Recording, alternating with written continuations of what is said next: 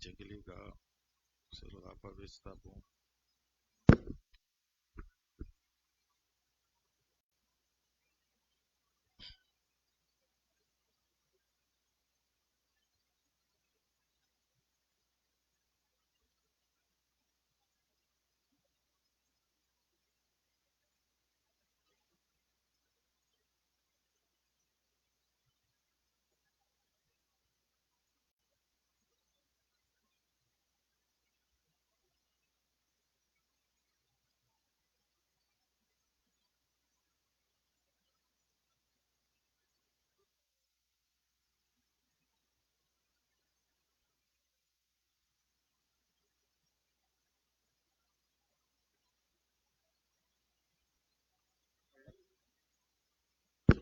Tá.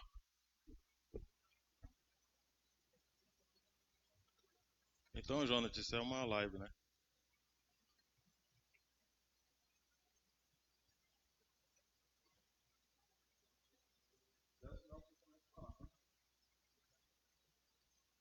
Tá bom.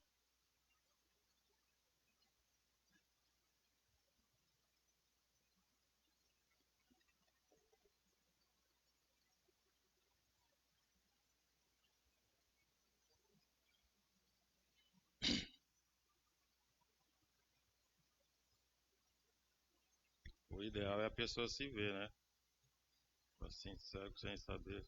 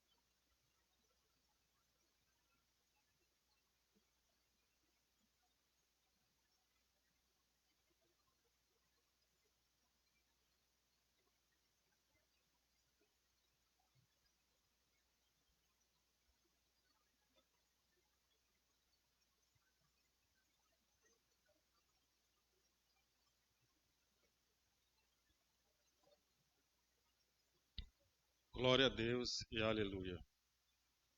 Bom dia e a paz do Senhor, meus amados e queridos irmãos. Estamos aqui ao vivo da congregação Cidade Nova 3, na área 13.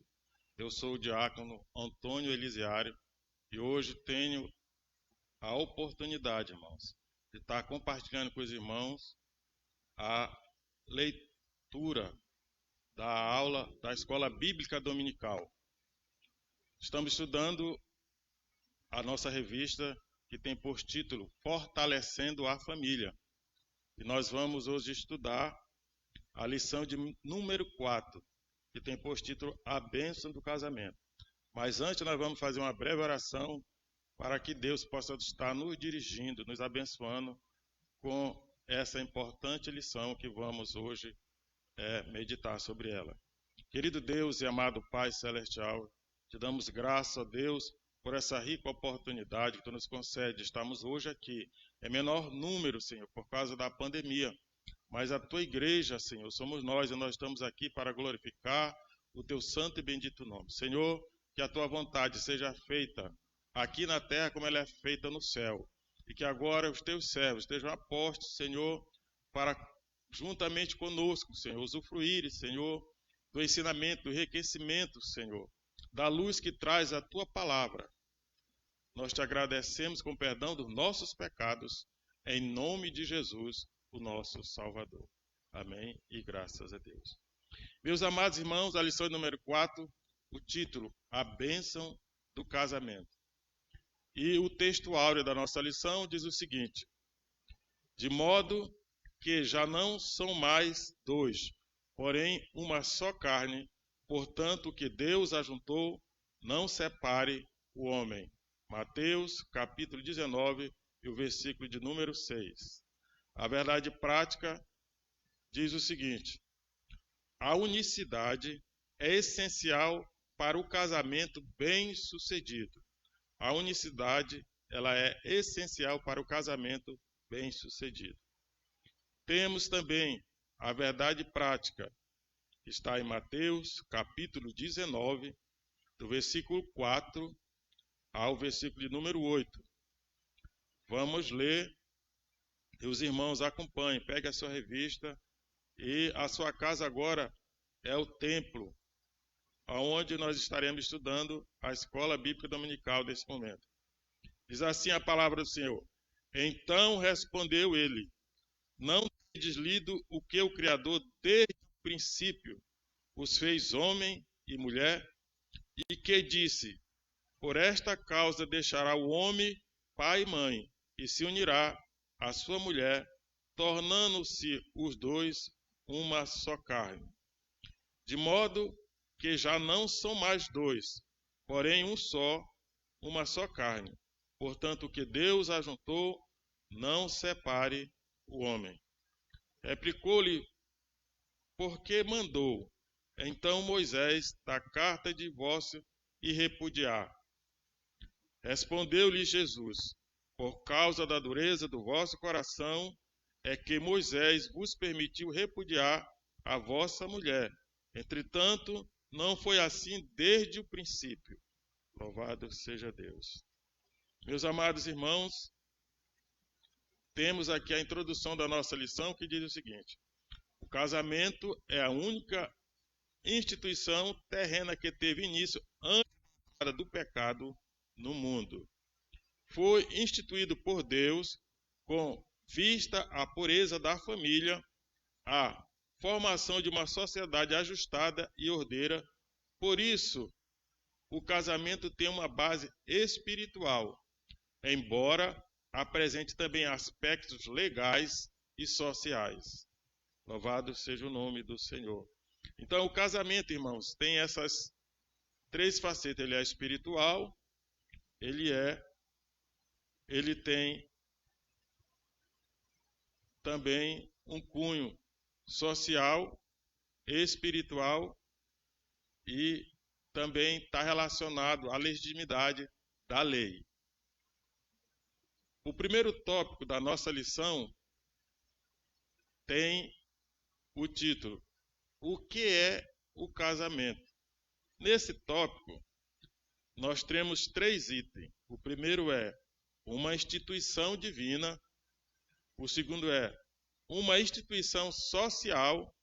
E o terceiro é uma instituição legal. São esses os aspectos do casamento. Esses são a característica. Então é o seguinte: nós vivemos em uma época que as pessoas não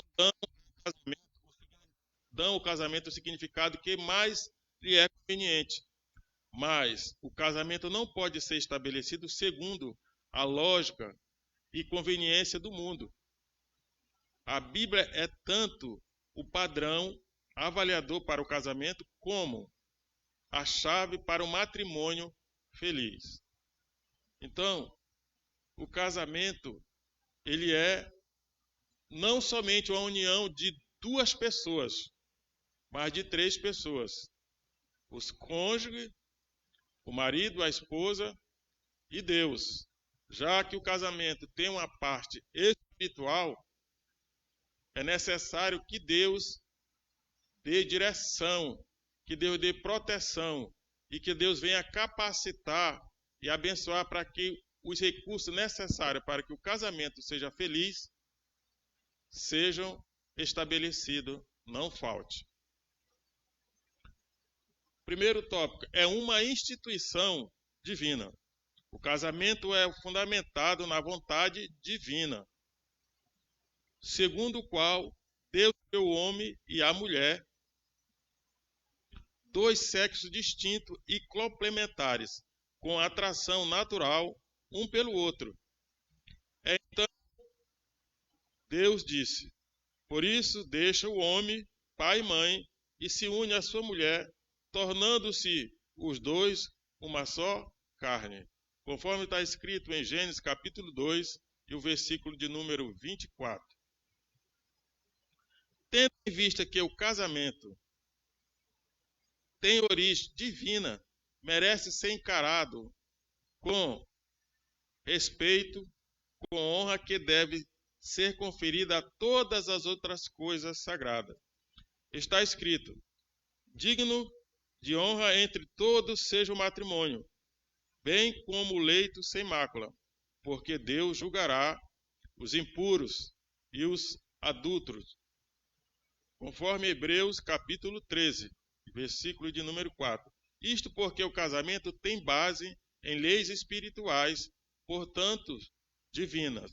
Então, quem rege, quem constituiu e quem determinou como vai ser o casamento foi Deus.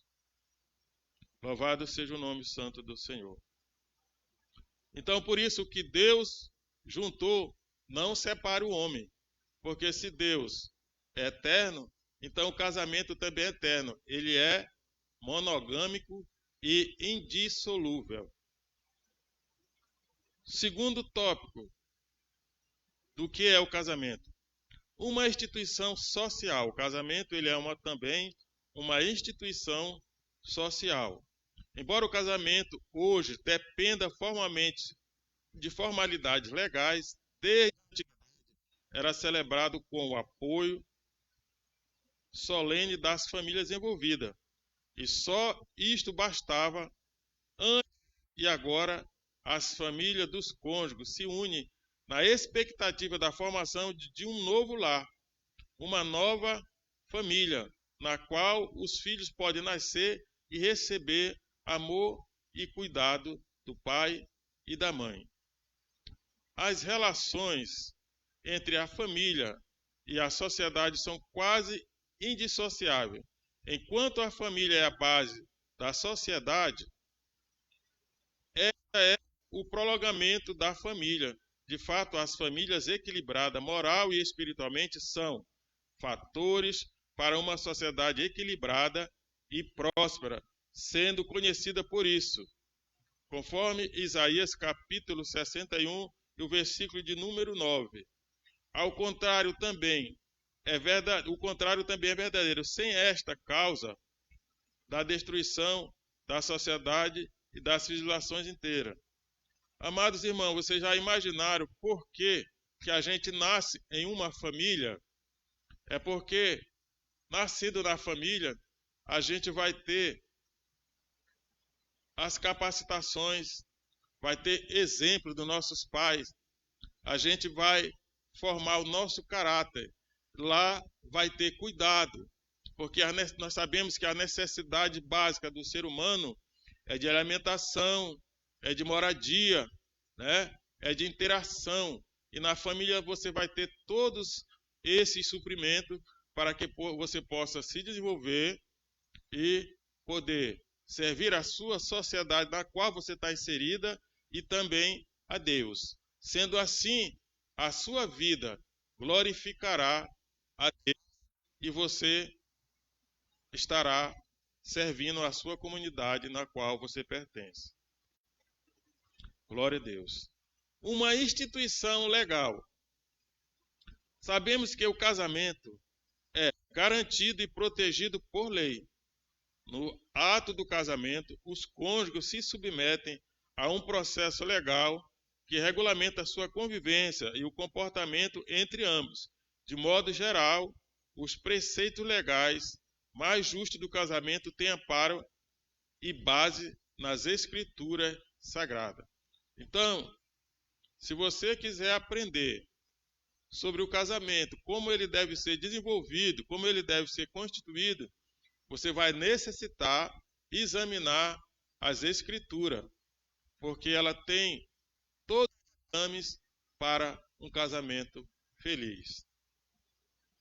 Embora a lei civil preceitue a insolubilidade do casamento e, ao mesmo tempo, admita as exceções de separação, a Bíblia afirma que a mulher casada está ligada por lei ao marido, enquanto ele vive, e que o marido não se separe de sua mulher, conforme está escrito em Romanos, capítulo 7, versículo 2, e 1 Coríntios, capítulo 7, versículo de número 10.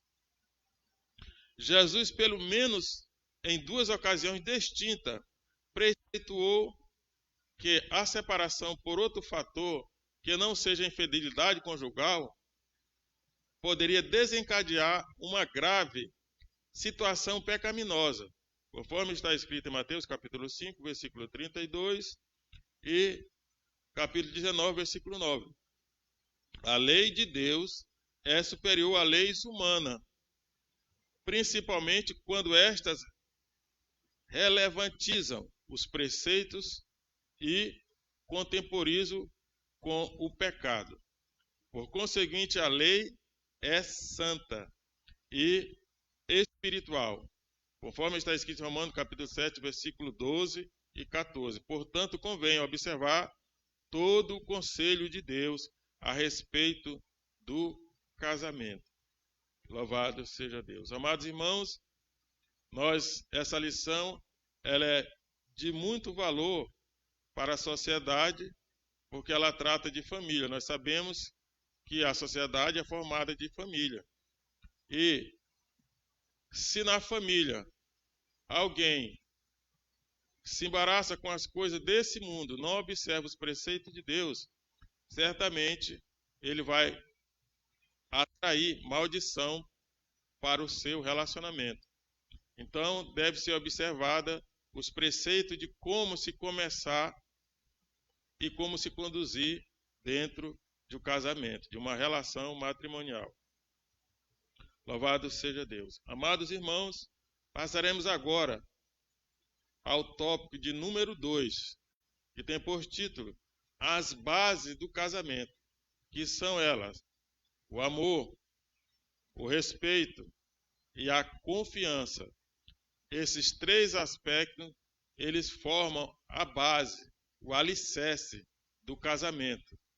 É esse alicerce que deve ser construído sobre ele o casamento. E esse alicerce, ele é Deus, ele é Jesus, ele é o Pai, o Filho e o Espírito Santo. Porque nós, sendo povo de Deus, devemos observar esses preceitos, conforme Jesus mencionou aqui nas Escrituras. Um casamento sólido e duradouro está fundamentado em três pilares: o amor, o respeito e a confiança. A falta de qualquer destes certamente causará a ruína do relacionamento conjugal. Isso é uma verdade inquestionável. Se não houver amor, se não houver respeito, se não houver confiança, o casamento rui, porque certamente esse lar ele estará dividido e ele vai sofrer ataque por parte do nosso adversário. Primeiro ponto, o amor. O casamento está baseado nos princípios práticos do amor, não nos sentimentos de gostar ou desejar o que mais agrada os cônjuges. O amor apresenta contornos muito práticos, tendo muito mais a ver com comportamento e caráter do que com sentimento e afeição. O amor é paciente, é benigno, o amor não arde em ciúme, não se ufana, não se ensoberbece, não se conduz inconvenientemente, não procura seus próprios interesses, não exaspera, não se ressente do mal, não se alegra com a injustiça, mas regozija-se com a verdade, tudo sofre, tudo espera e tudo suporta, conforme 1 Coríntios capítulo 13 e o versículo de 4 a 7. Louvado seja Deus. Alguém pode dizer: é impossível viver esse tipo de amor no mundo de hoje. Claro, sem a ajuda de Deus é impossível viver esse amor em qualquer época e lugar. A essência de Deus é o amor. E quem não ama não conhece a Deus, conforme 1 João, capítulo 4 e versículo 8. Então, meus amados irmãos, nós não temos essa capacidade inata de ter esse amor. A palavra de Deus diz que Ele derrama o amor nos nossos corações. Para isso, nós temos que estar na presença de Deus, para que o suprimento de Deus que vem do céu esteja sendo derramado sobre nós. O amor, o companheirismo, a confiança, tudo isso é dom de Deus. Louvado seja Deus. No casebre mais humilde, ou no castelo mais suntuoso, quando existe amor, ali Deus está presente, conforme Romanos 5:5. Ali viverá uma família feliz. Portanto, não é a situação socioeconômica da pessoa que vai determinar que ela vai ter uma família feliz. Mas o que faz esse diferencial é a presença de Deus. Porque na presença de Deus não falta nada. Não falta pão, não falta saúde, não falta alegria. A tristeza se junta com a alegria e bate palma. Porque para Deus tudo é possível. A Bíblia declara quando a atitude que o marido deve ter para com a esposa no casamento. Maridos, amai vossas esposas, como também Cristo amou a igreja e a si mesmo se entregou por ela. Assim também os maridos devem amar sua mulher como o próprio corpo, quem ama a esposa, a si mesmo se ama. Conforme está escrito no livro de Efésios, capítulo 5, versículo 25 e 28. Louvado seja Deus. A mulher que é tratada assim certamente será submissa e claramente amará seu esposo, e assim como a igreja ama Cristo e a ele se submete, conforme Efésios 5, 24.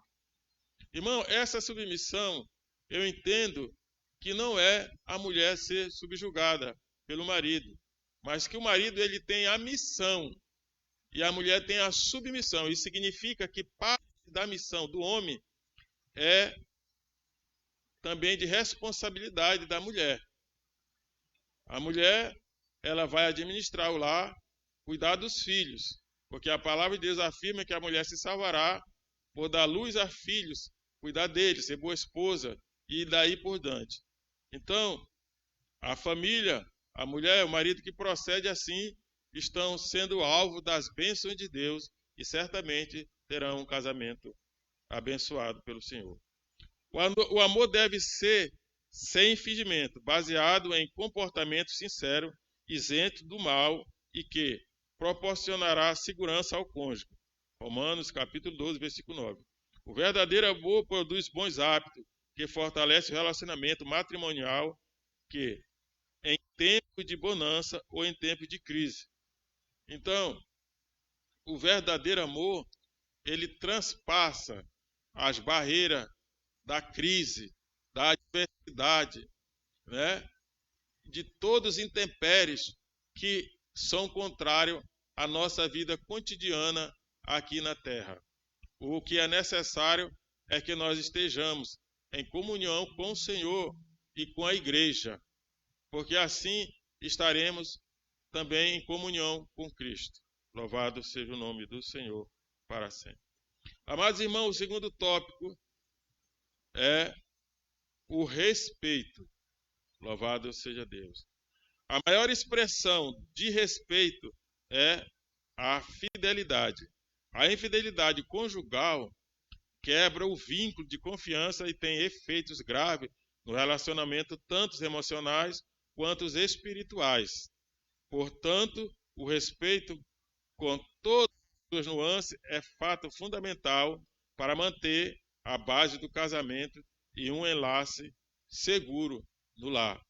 Então, o respeito, ele é fundamental para que o lar esteja seguro, esteja frutificando, seja um manancial de bênção para quem chegar ou para um novo membro dessa família.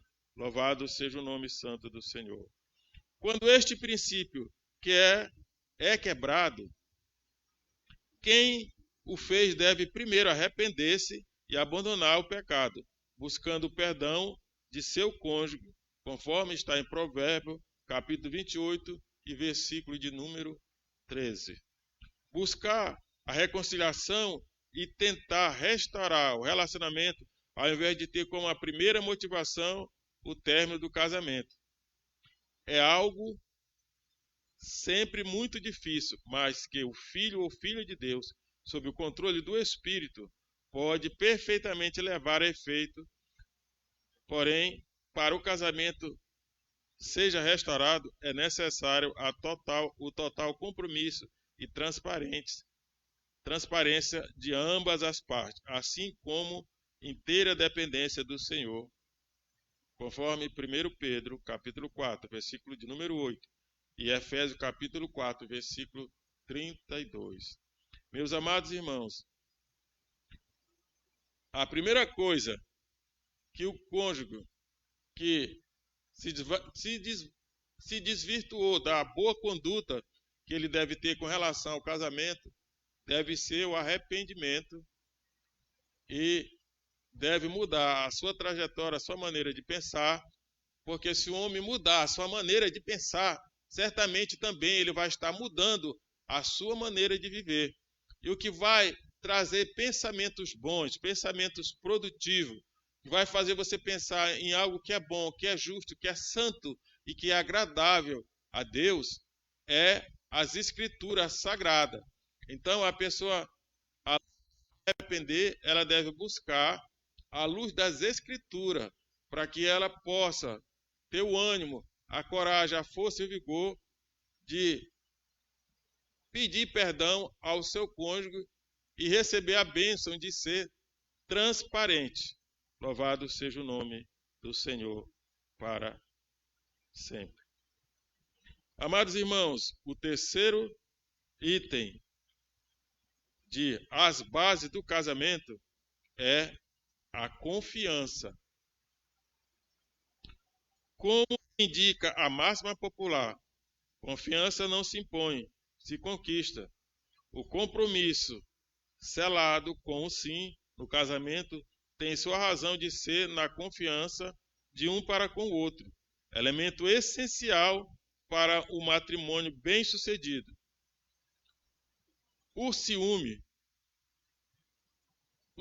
doentio, diferentemente do que alguns apregou como amar demais, ou o simples exercício de um sentimento possessivo eivado de desconfiança, por causa do medo de perder o outro, no amor não existe medo. Antes, o perfeito amor lança fora todo medo. Ora, o medo produz tormento. Logo, aquele que teme não é aperfeiçoado no amor, conforme 1 João 4,18. O medo, em determinada circunstância, ele é positivo, mas nesse aspecto que nós estamos tratando aqui do casamento, ele é maléfico.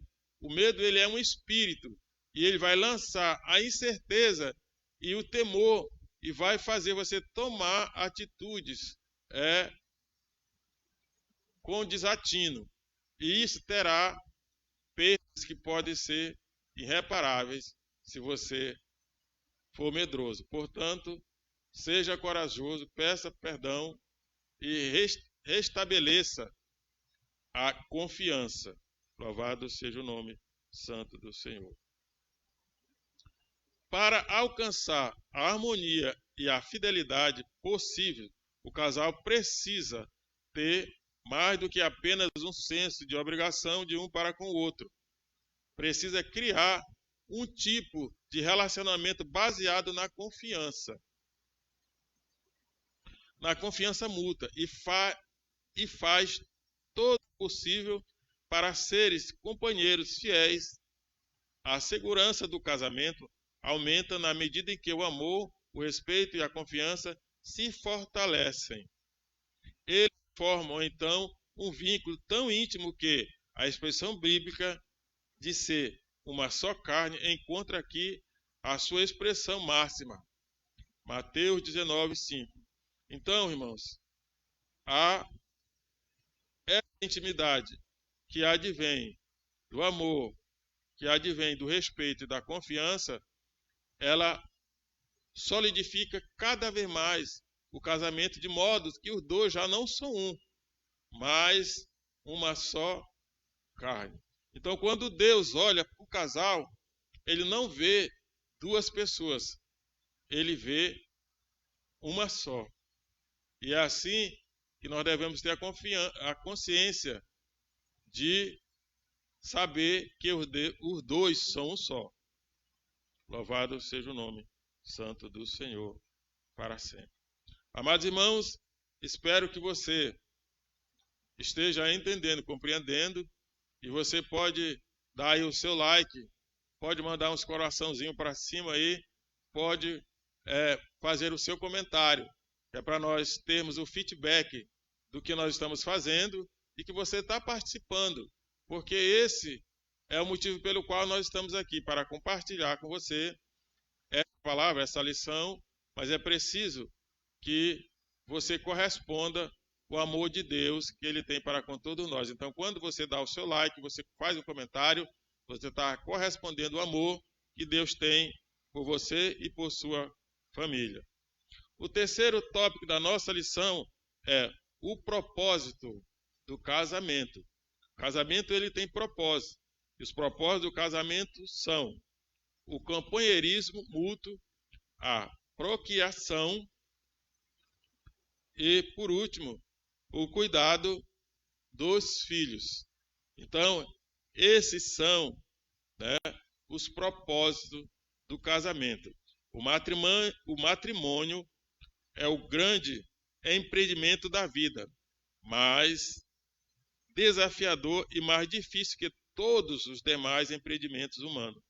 Então, a finalidade do casamento, segundo o plano de Deus, compreende os seguintes propósitos, que são o companheirismo, a procriação e o cuidado dos filhos. Portanto, irmãos, no casamento é necessário que nesse companheirismo mútuo os dois estejam vigiando. Digamos que um cônjuge vire de costa para outro, e no seu campo de visão é o campo que ele vai vigiar como sentinela, e o outro do mesmo modo. E eles vão se comunicar, e quando vier o perigo, eles têm que se comunicar, porque essa comunicação vai fazer eles se livrarem das setas malignas que vêm contra o casamento.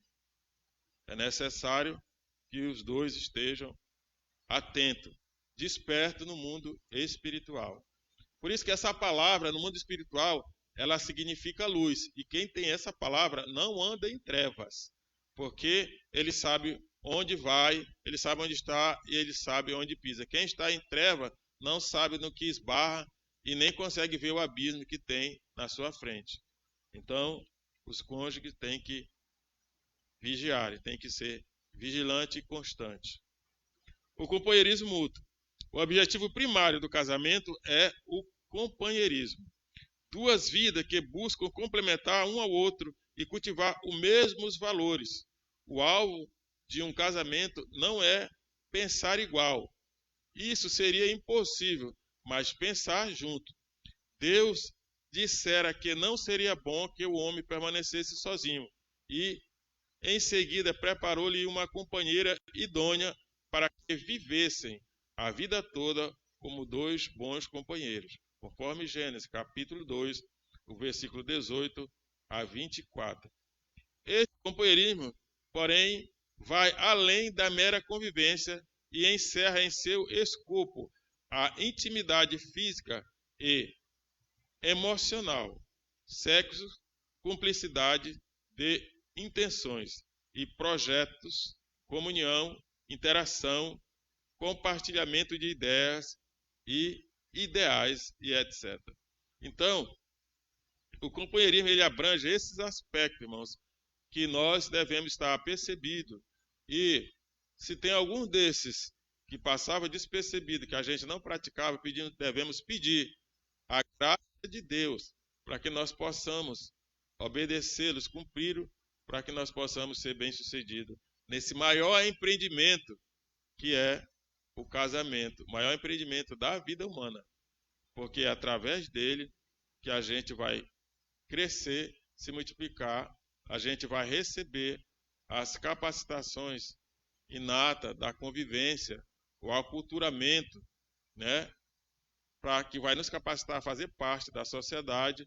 Isso, juntamente com a palavra de Deus, vai nos dar uma formação espiritual, intelectual e social, para que nós possamos nos conduzir na sociedade. Louvado seja Deus.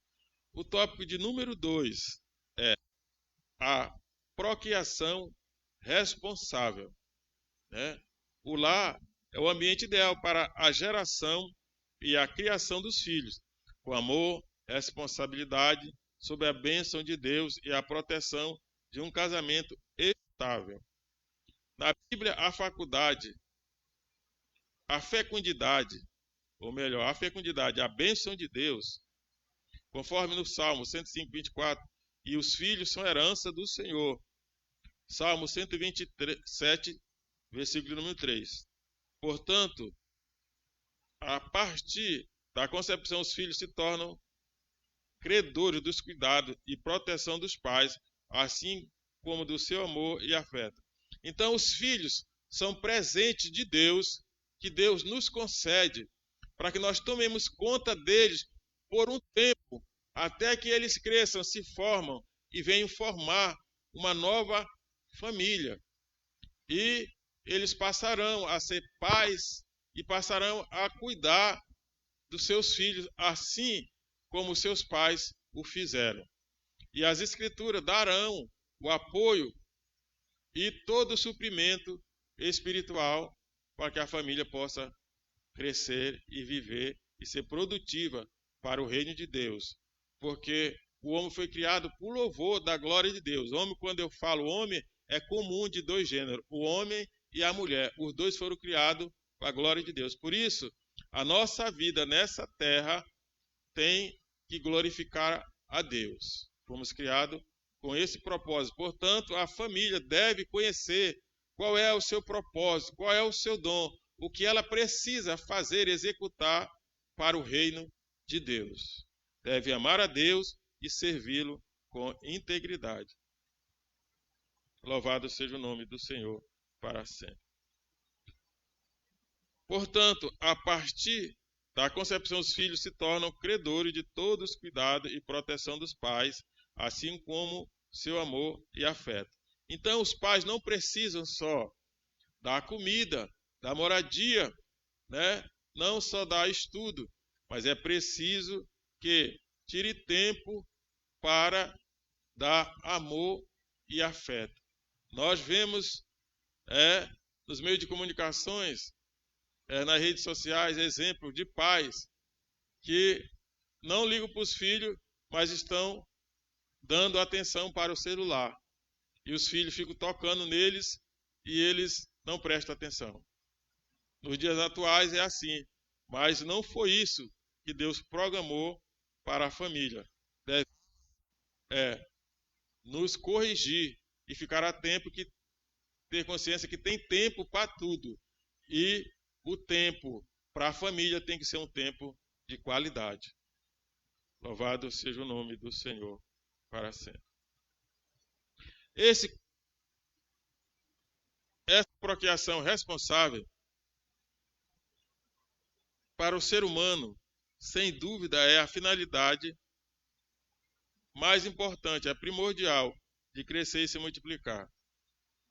Sem dúvida, a finalidade do sexo vai além da procriação. Deus deu ao ser humano o poder da procriação, que deve ser exercido com sabedoria, respeito, características que são verdadeiros, são do verdadeiro amor. Não está vedado o casal planejar as suas relações sexuais, com vista à intimidade e à geração dos filhos, mas este deve reconhecer que o controle final pertence a Deus, o Senhor da vida. Então, a palavra final no casamento deve ser a palavra de Deus. É Deus que dá a primeira e a última palavra no casamento. Então, se você não souber o que Deus quer para o seu casamento, é só você abrir as Escrituras que Deus vai falar certamente com você e com a sua família. Por isso, a grande importância da necessidade do culto doméstico e também da EBD, a nossa Escola Bíblica Dominical, que hoje nós estamos tendo a rica oportunidade de transmitir ao vivo aqui da congregação Cidade Nova 3. Louvado seja Deus. Irmãos, o terceiro e último tópico, das bases do casamento são cuidado dos filhos. As crianças no lar são a complementação do casamento, são a alegria e a esperança dos pais. Salmo 113, versículo número 9. O cuidado dos filhos abrange, além da instrução, da educação secular, uma segura orientação espiritual cristã. Disto pode resultar homens e mulheres aptos a serem usados por Deus de modo extraordinário. A exemplo de Moisés e Débora, que seus pais certamente transmitiram abundante conhecimento de Deus e de seus propósitos, conforme está em Hebreus capítulo 11, versículo de 23 a 27. É no lar cristão, mediante o ensino da palavra de Deus e que é o exemplo dos pais, que o caráter dos filhos podem ser formado e aprimorado a partir da mais tenra infância. Portanto, o propósito de Deus não é somente que os filhos sejam gerados, mas, sobretudo, educados no caminho da justiça e da verdade divina, conforme Provérbio, capítulo 22 e versículo de número 6. Louvado seja Deus. Meus amados irmãos, a palavra de Deus ela é viva e eficaz e ela penetra até o ponto de dividir a junta da medula, a alma do espírito, e ela purifica as nossas mentes, o nosso coração. Ela é a luz para o nosso caminho, é a lâmpada para os nossos pés, ela é a água que nos lava, que nos purifica. Portanto, não abra mão da palavra de Deus, porque ela nos dá a piedade, que nos faz ser humilde, porque o galardão do humilde é a vida e a riqueza e a bênção para sempre. Então tenhamos a hombridade de nos humilhar debaixo da potente mão de Deus, para que no tempo ele vos exalte. Louvado seja o nome do Senhor para sempre. Louvado seja Deus. Amados irmãos, temos aqui a aplicação pessoal que diz o seguinte: o casamento deve ser encarado como uma bênção que encerra um grande compromisso diante de Deus e da sociedade. Deve representar a união entre duas pessoas que se amam, se respeitam e confiam uma nas outras. Isso deve resultar em bênção para os filhos e para a sociedade e em louvor a Deus. Glória a Deus e aleluia. Esse é a aplicação pessoal que nós devemos ter a consciência que a nossa família, ela tem propósito ela tem um plano específico da parte de Deus para que ela seja abençoada nessa terra e no mundo vindouro. Louvado seja Deus. Quanto tempo tem, gente? Louvado seja Deus. Irmãos, temos aqui também as perguntas da nossa escola bíblica dominical, da lição de hoje. A primeira pergunta é, vê se você consegue responder aí. Cite os princípios que caracterizam a base do casamento. Quais são? O amor, o respeito e a confiança. Esses são os princípios que caracterizam a base do casamento. Louvado seja Deus. A segunda pergunta, a de número 2, diz o seguinte: o casamento, assim como a família e outras instituições, teve início antes da entrada do pecado no mundo? A afirmativa é verdadeira ou falsa? Justifique. É verdadeira. A resposta é sim. Tendo em vista que a justificativa que o casamento tem origem divina, merece ser encarado com respeito e honra que deve ser conferida a todas as outras coisas sagradas. Então, o casamento, ele foi consagrado por Deus. Então, como toda obra de Deus, todas as coisas de Deus, ele deve merecer o respeito e a honra, né? Como todas as outras coisas sagradas da parte de Deus. Consagração significa separar para Deus. Então, o casamento, ele é uma instituição criada por Deus. Portanto, ninguém pode determinar como deve ser o casamento, né? Segundo a luz da vontade de Deus, deve ser Deus que dá o ditame do casamento. Não como o mundo quer, né? Mas como Deus determinou. Louvado seja o nome do Senhor. Amados irmãos, a última, a terceira pergunta da nossa lição, pergunta o seguinte: cite o primeiro caso de divórcio na Bíblia. Né? Qual foi o primeiro caso de divórcio, irmãos, que aconteceu, né, nas Escrituras? E qual foi o seu motivo?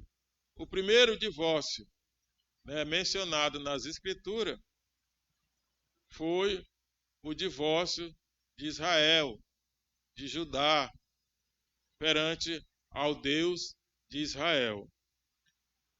Isso está em Jeremias capítulo 3, versículo de número 8, que diz o seguinte: e vi que, por causa de tudo isto, por ter cometido adultério e a rebeldia, Israel a despedi e lhe dei sua carta de divórcio, que a mais se foi e também ela mesma se prostituiu. Judá também, ela mesma se prostituiu.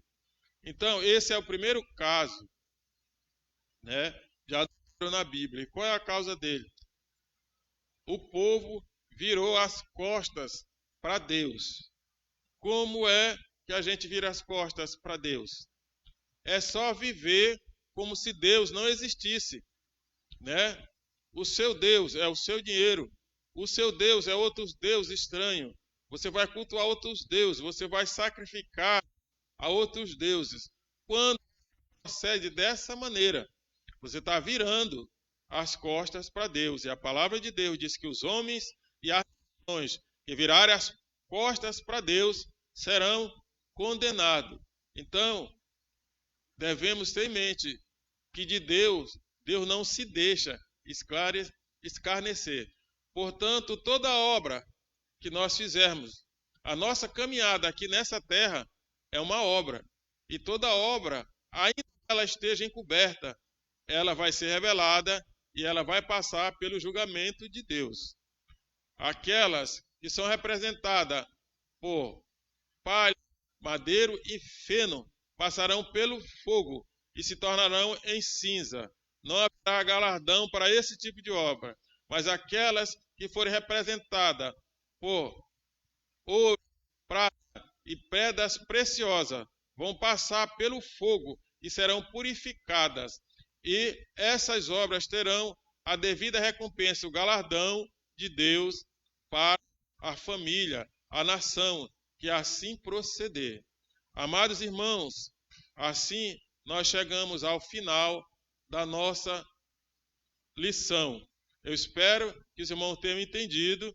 Agora nós temos o compromisso, a responsabilidade de nos ajustar a essa palavra. Como um saudoso pastor falava, dizia que nós é que temos que entrar na forma de Deus, e não Deus na nossa forma. E a forma de Deus é quadrada, então nós temos que entrar nessa forma. Glorificado seja o nome do Senhor para sempre. Vamos fazer agora, amados irmãos, uma oração para terminarmos essa abençoada lição. Soberano Deus e amado Pai, nós, Senhor da glória, estudamos a Tua palavra, Senhor. Somos conscientes da Tua soberania sobre as nossas vidas.